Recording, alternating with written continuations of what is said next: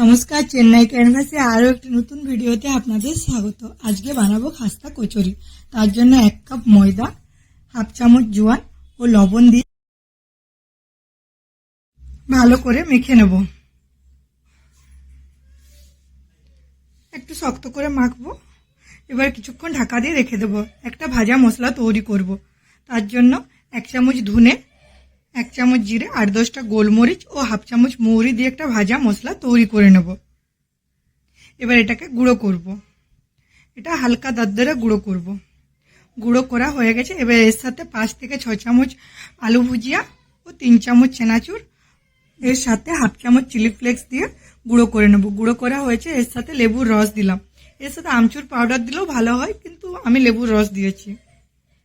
খুব ভালো করে মেখে নেব। এবার এর লুচির মতো লেচি কেটে, একটু লুচির থেকে একটু বড় করে লেচি কাটবো। এরপর গোল গোল বাটির মতো করে এর মধ্যে পুরটা দিয়ে ভালো করে মুখটা বন্ধ করব, যাতে না পুরটা ভাজার সময় বেরিয়ে আসে। খুব ভালো করে মুখটা বন্ধ করে নিতে হবে। আমার সব পুর ভরা কমপ্লিট হয়ে গেছে। এবার তেলটা যখন হালকা গরম হবে, খুব গরম করা চলবে না, হালকা গরম হবে তখন এগুলো ছেড়ে দেবো একটু একটু করে। এগুলো হালকা ব্রাউন কালার করে ভেজে তুলে নেব।